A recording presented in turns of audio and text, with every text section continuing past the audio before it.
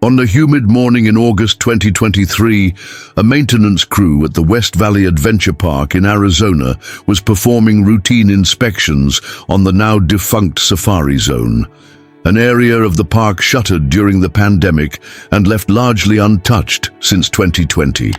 A pungent, unfamiliar odor had begun seeping from one of the large animal statues decorating the exhibit. This one, a 12-foot fiberglass giraffe used primarily for photo ops. Maintenance supervisor Ethan Crowley ordered the team to remove the top segment of the statue, believing the source to be a dead animal. What they found inside stopped them cold. Wedged in the hollow cavity of the statue's midsection, partially mummified by heat and time, was a human body. Decomposition had slowed drastically in the dry Arizona climate, but clothing and skeletal structure were largely intact. In the man's back pocket was a faded leather wallet, its contents degraded but still legible. Inside, a cracked Arizona driver's license read, Simon Charles Murtaugh. Simon had been reported missing 6 years earlier, on June 21, 2017. The news triggered immediate contact with the Arizona Missing Persons Unit and prompted a formal reopening of the Simon Murtaugh disappearance case, which had remained cold since late 2018. The discovery inside the statue posed more questions than answers. There were no external signs of trauma on the remains. The position of the body, seated upright with knees curled to the chest, suggested concealment. But by whom? And why there? Simon Murtaugh was last seen leaving his job at a commercial printing company in Glendale, Arizona, around 5:45 p.m. on a Wednesday. According to security footage from that day, he exited the front doors alone, dressed in business casual attire, holding his keys in his right hand. He passed through the company's lot, waved to a co-worker exiting a side entrance, and got into his car, a silver 2009 Honda Accord. That vehicle was found 2 days later, abandoned behind a shuttered truck stop 18 miles away, with the driver's side door slightly ajar and no signs of forced entry. Simon's phone, laptop, and briefcase were missing. The last known communication from him was a 1-minute call to his younger brother, Evan, at 6:02 p.m. The call was answered, but no words were exchanged, only static and a soft mechanical whirring, according to Evan's later testimony. Then the call ended. Simon never came home. At the time, investigators conducted a preliminary search of the surrounding area, canvassed local gas stations, and requested surveillance footage from the truck stop and nearby businesses. One camera from a nearby storage facility briefly captured Simon's car pulling in around 6:22 p.m., but the footage was grainy and motion-triggered. No images showed anyone exiting the vehicle. After 2 weeks, the trail went cold. Simon, 34 years old at the time of his disappearance, was described by those who knew him as cautious, methodical, and introverted. He lived alone in a small duplex near Peoria, kept to a rigid routine, and was an avid collector of vintage cameras. His neighbors reported no strange activity. His bank accounts were untouched. His apartment showed no signs of forced entry or struggle. The initial investigation centered on 3 key leads: a co-worker dispute. A former colleague, Marcus Lang, had been in a heated disagreement with Simon 2 weeks before his disappearance. The conflict, reportedly over accusations of data mishandling, escalated to HR involvement but never progressed legally. Unanswered text messages. Simon's phone records revealed several late-night texts sent to an unidentified number in the weeks before his disappearance. Investigators traced the number to a burner phone purchased in cash at a Phoenix gas station. No owner was identified. A recent anonymous tip. 4 months after Simon vanished, police received an unsigned letter postmarked from Yuma. It read only, "Check the animal park, he knew." At the time, the cryptic message was dismissed as a prank. No connection was established between Simon and the West Valley Adventure Park. Records showed he had never been employed there, nor did any of his friends or family recall him mentioning it. But now, in 2023, that letter felt disturbingly relevant. Forensic specialists from the Arizona Department of Public Safety were brought in to examine the statue. Preliminary reports confirmed the body inside was indeed Simon's. His fingerprints, preserved by the dry environment, matched those on file. No indications of restraint were found, but a fragment of worn denim was wedged into the locking seam at the base of the giraffe, suggesting it had been sealed from the outside. DNA swabs revealed trace materials on the inside lip of the access panel. Initial analysis showed a partial DNA profile, insufficient for a match, but consistent with a male relative of Simon's. The forensics team also recovered a paper tag wedged behind a bolt inside the giraffe's neck cavity. The tag was from a storage and shipping crate dated 2015, printed with the logo of WCA Installations, a subcontractor once employed by the theme park during renovation. That subcontractor had ceased operations in 2019. Investigators reached out to former employees of WCA, compiling a list of names and cross-referencing them with known associates of Simon. One name stood out: Patrick P.J. Delaney, a maintenance foreman who worked at both WCA and the Glendale print facility from 2014 to 2016. Delaney left the print company under vague circumstances just months before Simon was hired. His personnel file had been sealed, but a note from HR stated, "Termination due to misconduct." Delaney's last known residence was in Kingman, Arizona, but as of 2023, he was untraceable. The reopening of the case was now more than a missing persons investigation. It was a homicide inquiry in all but name. Simon's remains showed no clear cause of death, but the circumstances of concealment, the hidden DNA, and the presence of a likely former colleague with ties to both work and the park raised chilling possibilities. In the coming days, investigators began to reconstruct Simon's final 48 hours, pulling location data, financial records, and reviewing any overlooked footage. A new lead emerged: an ATM withdrawal made with Simon's card after his presumed disappearance. The timestamp, 6:44 p.m., June 21, 2017. The location, a gas station 1 mile from West Valley Adventure Park. The camera footage from the ATM would show someone using Simon's card. But when the footage was enhanced, the person on screen wasn't Simon. It was someone wearing Simon's clothes, and something was bulging in their back pocket: a wallet, faded, leather. The footage from the ATM was grainy but clear enough to raise suspicions. The individual, about 6 feet tall, broad-shouldered, wearing a light grey button-up and navy slacks identical to those Simon wore in his last confirmed sighting, stood stiffly, head tilted downward, never once glancing toward the camera. They inserted Simon's card, withdrew $200 in cash, and walked out of frame. But there was a detail no one could ignore: the watch.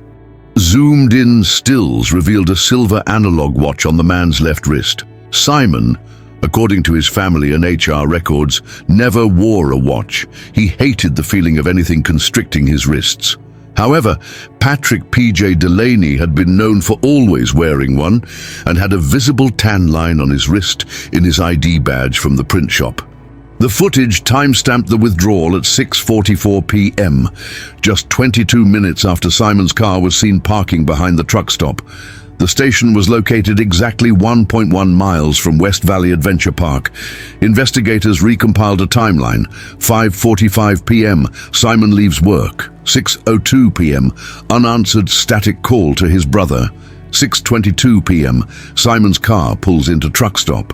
6:44 p.m., unknown individual withdraws money using Simon's card. 6:51 p.m., card is used again at a vending machine inside the park gates. The last transaction was what truly widened the scope. Though the theme park had shuttered the safari zone in 2020, in 2017 it was still operational. Investigators obtained access to archival security footage from West Valley Adventure Park's internal servers, painstakingly reviewing hundreds of hours of footage.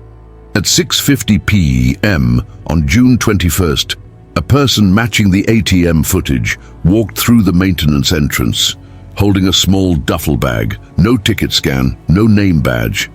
But the man entered with confidence, bypassing 2 internal security checkpoints unnoticed. The name PJ Delaney was cross-referenced with the park's subcontracting logs. He had worked on 3 major installations in 2015, including the now-defunct Safari Zone, and had been issued a universal key card that was never returned after WCA's contract ended. That card had never been deactivated. Detectives began re-interviewing people from Simon's past. His brother Evan, his manager at the print shop, former co-workers, and eventually a woman named Lena Halloran, who had dated Simon briefly in 2016. She recalled something odd. Simon had mentioned a guy from his office who gave him a weird feeling. He never said a name, but described someone who stared too long, knew too much, and never blinked. She remembered Simon saying, "He's gone now, got fired. But sometimes I feel like I still see him around." Detectives pulled Delaney's file from both the print shop and WCA installations. What they found raised red flags. At WCA, Delaney had been cited for multiple boundary violations, spending unscheduled time alone in the park's restricted maintenance tunnels, leaving shifts without clocking out, even setting up personal sleeping quarters in unused storage areas during his last month. These reports never escalated beyond internal memos, no formal complaints, no police involvement. A forensic search of Delaney's last known residence in Kingman, Arizona, yielded almost nothing. The house had been sold in 2018. But a utilities log showed one item of interest, an invoice for industrial adhesive and quick-dry fiberglass filler, used in statue repairs. The date? June 26, 2017, 5 days after Simon vanished. Detectives returned to the giraffe statue where Simon had been found. Park blueprints showed a hidden maintenance hatch at the statue's rear flank, sealed and painted over. When specialists re-examined it under UV light, they found faint brushstrokes and residues matching the adhesive compound listed on Delaney's old invoice. The conclusion was becoming inescapable. Someone with technical knowledge had used a keycard to access the park after hours, entered the statue via a panel never meant for routine access, and sealed it from the outside.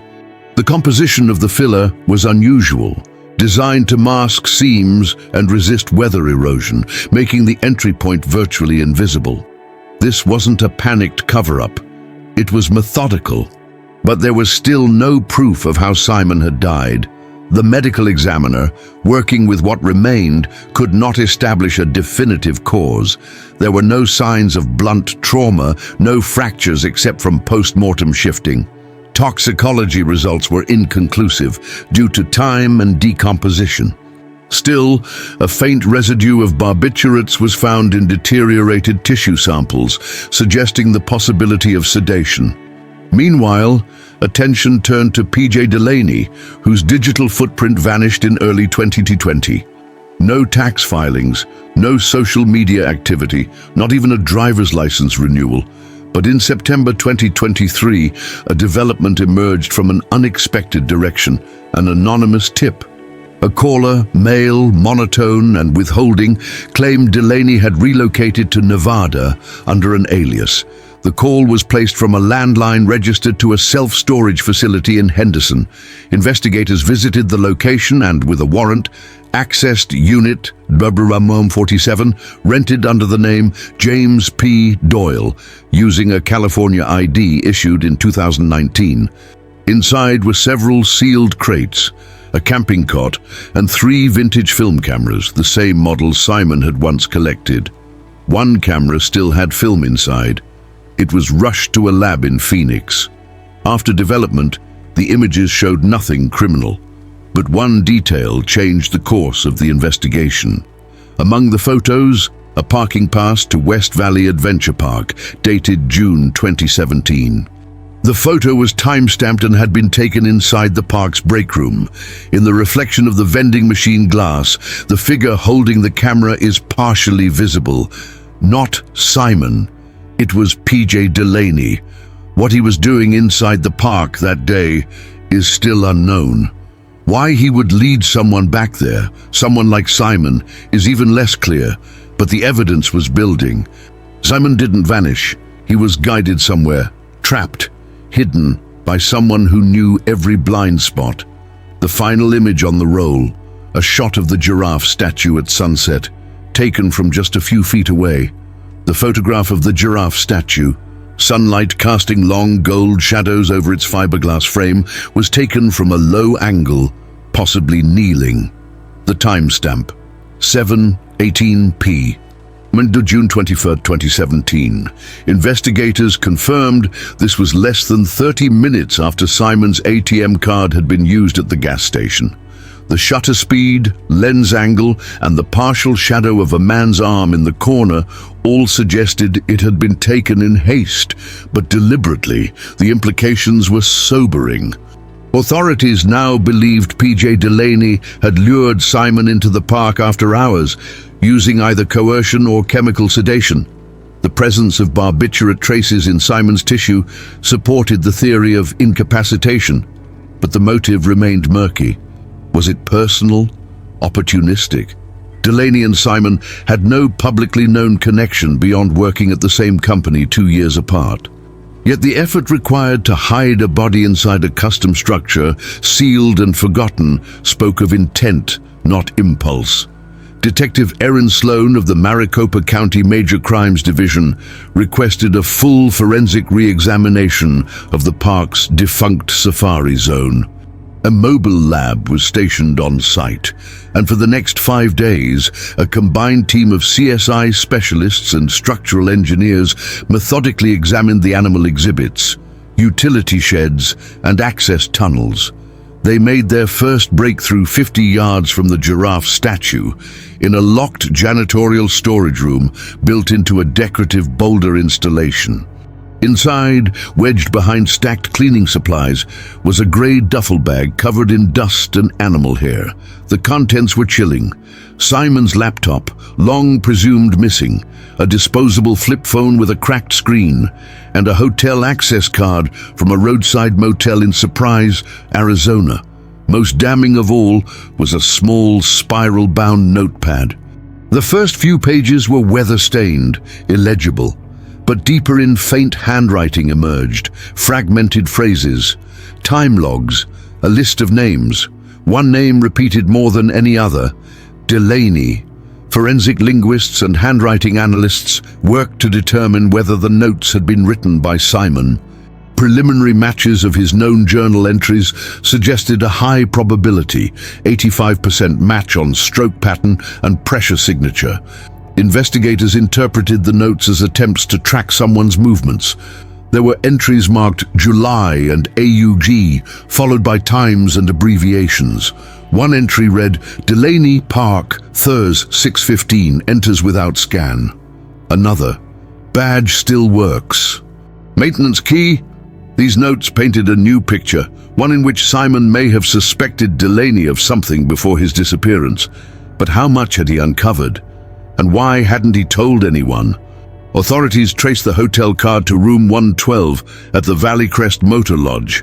Records showed that room had been rented under a fake name, James D. Ellis, from June 20th through June 22nd, 2017. A search of the room found nothing. It had been redecorated twice since then, but park maintenance logs held more.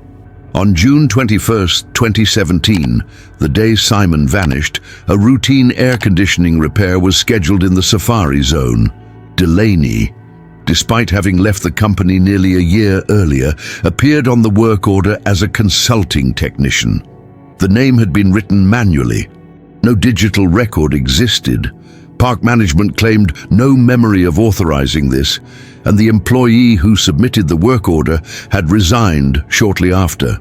Investigators now believed that Delaney had gained temporary access to the park that day under the guise of a third-party contractor. Meanwhile, media attention escalated. The case, once a cold file relegated to missing persons, had returned with force. Reporters stationed outside the park pressed detectives for answers. Social media was flooded with armchair theories, a revenge plot, a park cover-up, a death cult using statues as tombs. None of it was true, but it didn't have to be. Public pressure had found a new momentum. Back at the forensics lab, analysis of the flip phone revealed one outgoing text sent at 6:11 p.m. on June 21st. The message, "Meet at West Fence Gate. Use badge." The recipient, a now defunct prepaid number, registered under the name Wade Ferris. That name had never appeared in the original case file. Detective Sloan pulled employment records. Wade Ferris had worked security at West Valley Adventure Park for 5 months in 2017. His shift that day ended at 6 p.m., 1 hour before Simon's last known appearance. When questioned, Ferris admitted that he vaguely remembered Delaney but denied ever letting him in after hours. He claimed he left the park through the east gate as scheduled. No cameras covered the West Fence Gate, the one referenced in the message. Ferris passed a polygraph on all questions except one. "Did you ever give someone unauthorized access to the park on June 21st, 2017? He hesitated. Failed. Now there were 2 persons of interest. With Ferris under observation and Delaney still missing, investigators turned to the final unexplored lead, Simon's old laptop. Though heavily damaged, digital forensics recovered 2 draft documents from the hard drive, unsent emails addressed to someone labeled HR, confidential. The subject line on both, Patrick Delaney, suspicious behavior. The messages were incomplete, but one passage stood out. "I saw him again in the lot. He knows I saw the locker. I think he's back at the park, but no one is listening. If anything happens to me, check the giraffe." 6 years ago, no one had, and now, 6 years later, it was too late. The line, "If anything happens to me, check the giraffe," now read like a desperate prophecy. It confirmed one thing above all.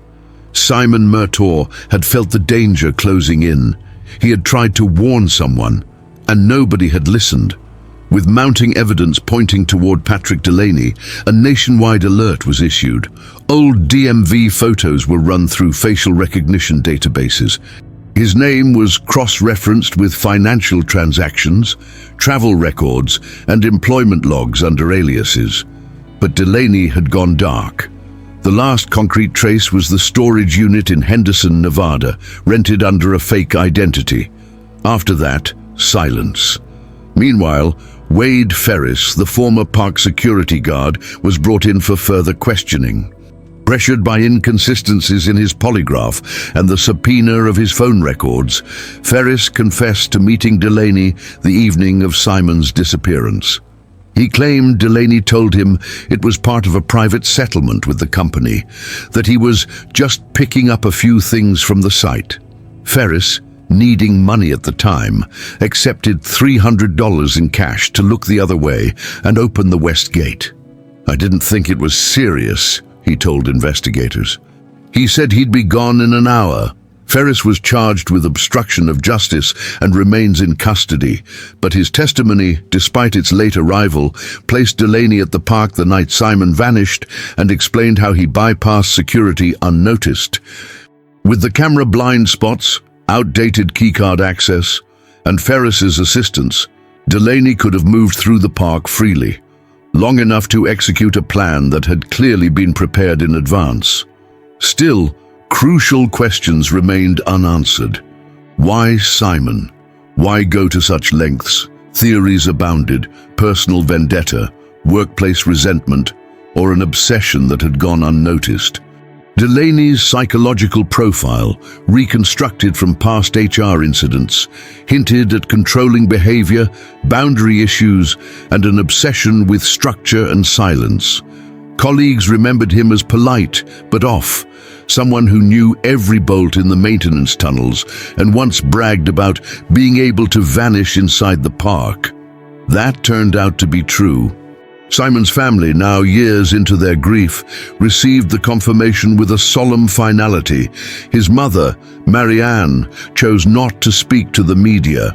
His brother Evan issued a statement through police. "We waited 6 years for an answer. It's not the one we hoped for. But Simon was smart. He left clues. He tried to fight back. And now we know the truth, at least part of it." The district attorney's office confirmed that, while no charges could yet be filed against Delaney due to his fugitive status, the case remains active. A federal warrant for his arrest is in place. In the months that followed, West Valley Adventure Park faced civil lawsuits and public scrutiny over their outdated security measures, lax contractor tracking, and failure to deactivate former employee access. The park issued a formal apology and announced the permanent closure of the safari zone. By early 2024, the giraffe statue had been dismantled. Simon's remains were released to the family and buried quietly in a private service. No cameras, no statements, just the silence of a mystery partially solved. But even now, the final pieces remain elusive. Without a confession, without Delaney in custody, much of what happened inside that park remains hidden behind locked gates and years of neglect. The giraffe statue, once a centerpiece of smiles and photographs, became the unlikely tomb of a man who saw too much and said too little, too late. And now, there's only one last line in the final report, dated April 2024. Primary suspect still at large. Case remains open. Further leads pending.